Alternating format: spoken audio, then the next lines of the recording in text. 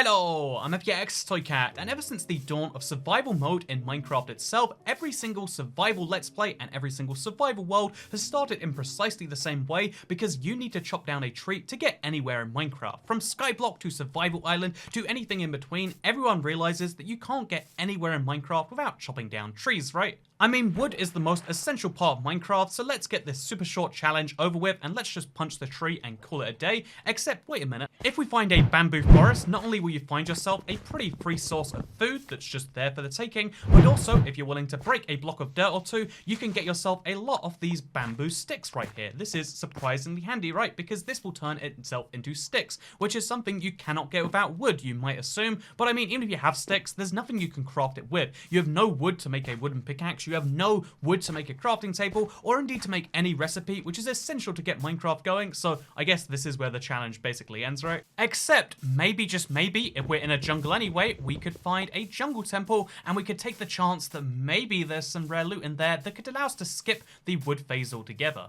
I mean, sure, it's a little dark in here, but as we know, if we can avoid the arrows, we can't. At the very end right here, there is sometimes some iron and sometimes even some gold. What a result. We've even got some free food here. Although having iron doesn't actually help us because without wood, we can't make a crafting table. The entire challenge is kind of, stringent on recipes that require a crafting table, and therefore we're pretty much dead without them, right? I mean, we can't even break this block without using our fist. It's super frustrating to get anything done, and therefore the challenge is basically over. Except, wait a minute, all of this rotten flesh and this single bamboo and the bones, they sound nice, but they're not going to help us actually do anything in Minecraft that we need to, right? Maybe we should just face the fact that we've got to chop down a tree to make a crafting table to actually turn this into something. Oh, by the way, just as a nice surprise as we leave the jungle, there is a single bit of bamboo we can take with us as a nice little consolation prize. By the way, I'm only breaking the dirt block below the bamboo instead of the bamboo itself, just in case someone tries to argue that, like, bamboo is a tree or wood or something like that. Speaking of wood, there are actually many ways to get wood without punching down trees, but to keep this challenge honest, we won't be using any of those. No, we can't get a crafting table at all because we can't break the wood from a village or from a shipwreck, and therefore it very much is donezo, right? Except maybe inside the houses that are made of the wood, you can sometimes find some crafting tables within. No breaking required. Instead, what we can do is the magic that you never expected. We can craft ourselves an iron pickaxe. We can craft ourselves a bucket. We can even craft a full melon if we want to. I don't think that's a good idea, but we could. And now I've got myself a tool that is better than a wooden pickaxe, it goes without saying, and also is exactly the same as a wooden sword without using any wood whatsoever. Wow, turns out you don't need wood just to get tools, but I mean the game pretty much ends at this point, right? You're gonna have to break wood at some point. If you assumed that, you'd be assuming wrongly, because inside villages you can also find a healthy quantity of diamonds. I really wasn't expecting that, actually. You can find yourself a healthy quantity of diamonds, and who knows what's else, because both tiger villages and plains villages often have a lot of these blacksmith chests that can give you some diamonds, give you some armor, give you some horse armor, and even some apples to survive on. We can even cook food without having to resort to using wood as a fuel in our furnace, which is one of the other common things you can do in the early game if you don't find any coal. Nope, we can just use one of these campfires conveniently located in the tiger village. But I mean, sure, at this point, we're pretty much limited to just, like, what, playing around with farming? I mean, we can make a diamond hoe, but how's that really going to help us? Yes, by the way, we are using a diamond hoe. I feel like it really will help us make a little melon farm, but that's not going to allow us to do the cool things in Minecraft, like defeat the Ender Dragon, for instance. That would be ridiculous. I mean, you can't even go to the Nether right now, right? You'd have to make a diamond pickaxe, and you just wasted the only diamonds you could get without wood on a diamond hoe. What a silly mistake, Toycat. Unrelatedly, the answer to if a tree falls in the forest and no one is around to see it, the answer is yes, at least on Bedrock, because fallen trees do exist, which means at some point they had to fall, even though no one was around to hear it. In fact, no one was around in the world because it hadn't been generated yet. So, now we know the answer to one of life's most philosophical questions. But the bigger philosophical question of what can you even do with 3 bits of iron armor and a diamond hoe is honestly not so much, right? But yeah, I mean, if we weren't lucky enough to find those 3 diamonds to get a diamond pickaxe, or if, like me, I wasted them on a hoe instead, never waste your diamonds on a hoe, I mean, there's just no way to go to the Nether, except maybe you can find some lava. I was actually quite unlucky that it took me so long to find some, but at the bottom of this ravine, what do you know? There's a bunch of lava. I almost jumped straight in thinking that was water. But as you can see, there's a bunch of water and a bunch of lava. Combine the 2 things together and you get obsidian. Use just a single bucket of water and you can do one better because you can just create yourself a nether portal out of thin air using nothing but the bucket. which requires no chopping down trees, I would like to remind you.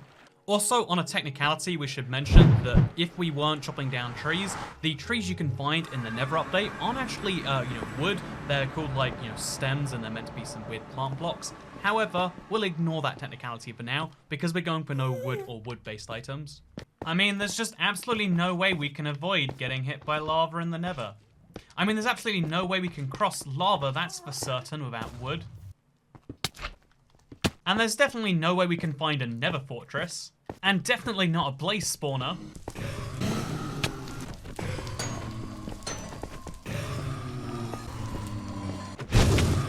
Okay, we got 8 blaze rods. By the way, finding blazes or the blaze spawner or whatever and getting yourself some blaze rods is literally the only reason to be in the Nether. So now we can literally just walk out again.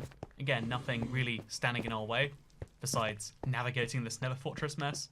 So it's not perfectly related to the video, but this is your reminder that the Nether waste biome is pretty darn boring in the Nether. Again, the only reason you actually need to come here for anything to do with the main part of Minecraft is to go and find some Nether fortresses, which after this update spawn anywhere. So the Nether waste is just, hey, do you like Netherrack? I like Netherrack too.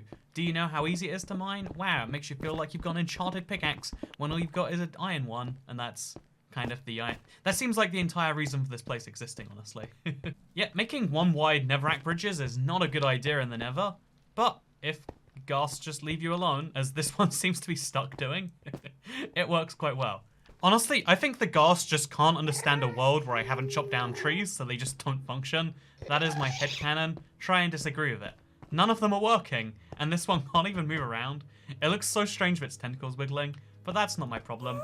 My problem is getting across there to my Nether portal, and I just hope the ghast doesn't choose to blow me up midway through this. You know what? It probably won't, right? I mean, if it's not attacking so far, then me starting a bridge shouldn't change anything, right? The most nerve-wracking bridge of my lifetime. There is just a sea of lava that I will fall into if that ghast decides to attack. But I am safe, I am home free, and that's good to know. It's still broken even as I leave. So obviously at this point, all we need to do if we want to beat Minecraft and get to the end is get some ender pearls. I mean, we have blaze rods, now we need is the pearls to go alongside it, and we can get those by killing endermen, which of course doesn't require any crafting, but I think the second way you can get ender pearls is the way more interesting way, also it's the way which is faster, even if we take a little bit of a detour. Because in the 1.14 update, Minecraft added a brand new design of villagers, but also a brand new trading system. And of course, everyone knows from speedrunning that the most valuable of these trades is the fact that you can get for 5 emeralds ender pearls from a cleric. So all you need is a brewing stand, and all of a sudden, you've got the ability to get yourself some ender pearls. And obviously, we can also sell them some gold ingots if we happen to pick some of those up earlier. But did you know there's a bunch of other things you can use emeralds to buy? A notable example is rabbit stew. This is the best food in the game if you measure by the amount of hunger it heals. I mean, not the most practical thing at all times, but still, the fact that you can eat one of these bowls and heal that amount of health, a really cool thing. Costs just a single emerald, by the way. Huh. After all of this trading, I've just now realized that you can actually find logs in a chest if you really want to. We won't use them, and for the sake of this run, you don't need to. But even if you want wood, you don't need to chop down trees or chop down logs from the world. They just appear in chests. This must only be the taiga biome, right? Still, fascinating.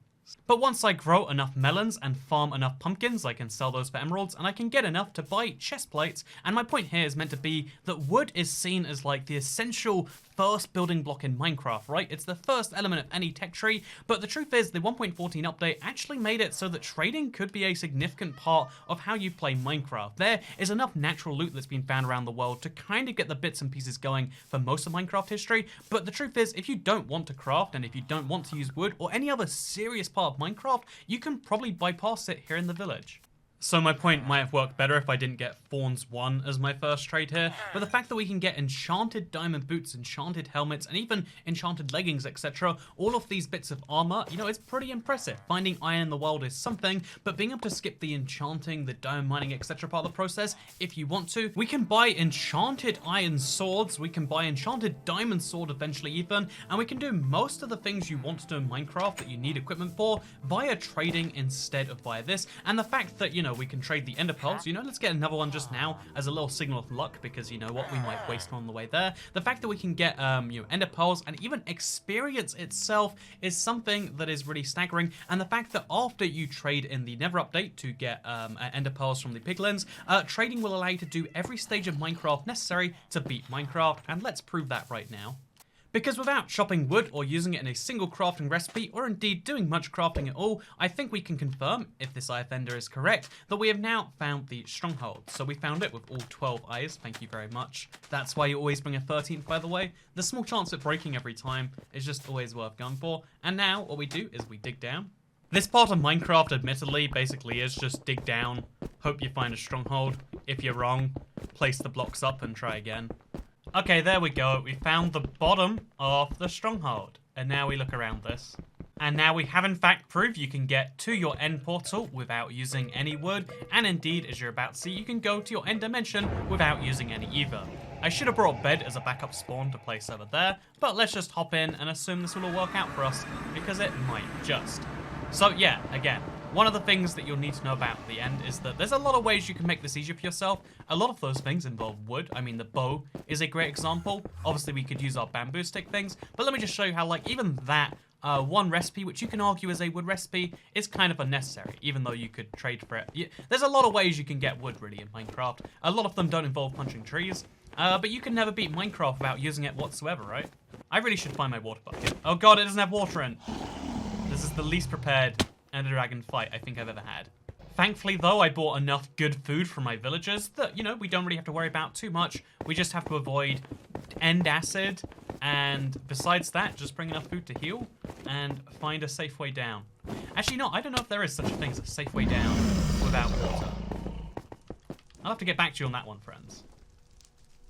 But again, the exact same thing can be done right here. As you can see, there is an end thing, and now it's not. And now we just bring ourselves right back down. Again, without using water at this point, we can show you how you can save your life and do some kind of cool things that way. So that's 2 off the towers down. Okay, let's get this one too.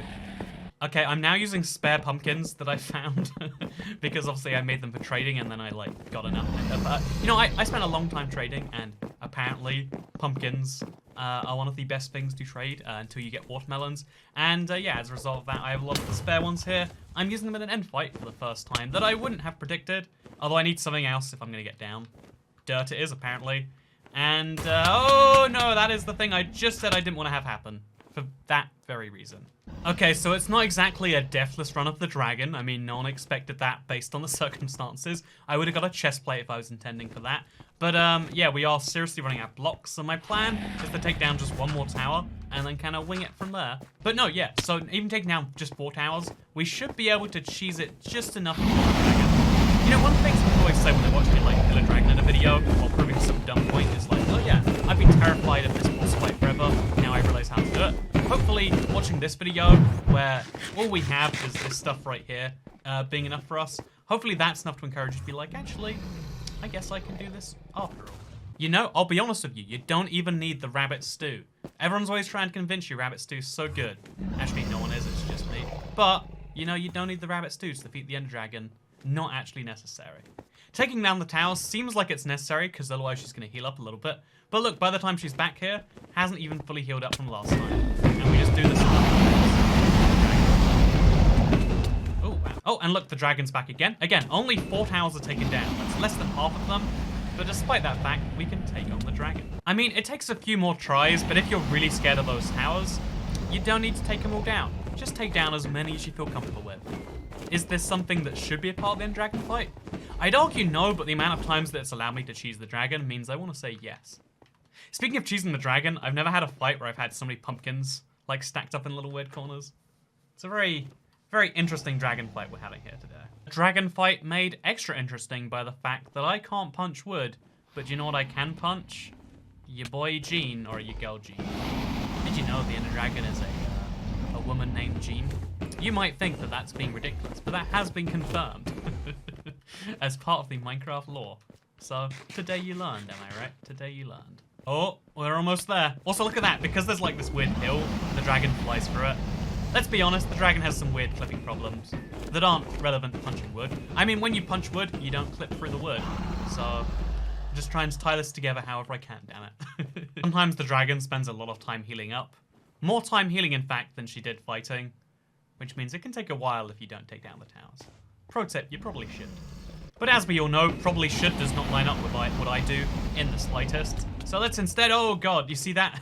That is why you've got to be careful of this little hill. We're finally making progress again. We're finally back below halfway. You know, it wasn't even a part of the challenge that I couldn't bring blocks with me. I don't know why I didn't. Maybe we should just start mining some endstone, because watching the dragon recover health sure is demoralizing. Actually, you know, I want to do this with me. This video was meant to be about wood. We transitioned into how trading is super OP, and now we're going to talk about how you don't need to take down the towers, even though you probably should. So let's not take them down. Let's just stick this one out, shall we?